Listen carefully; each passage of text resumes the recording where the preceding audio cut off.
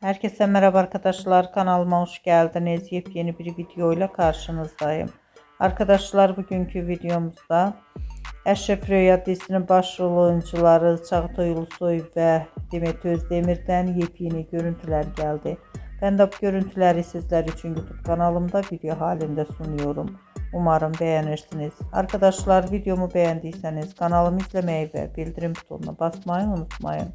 Şimdilik benden bu kadar olsun. Yeni videomuzda görüşmek üzere. Hoşça kalın.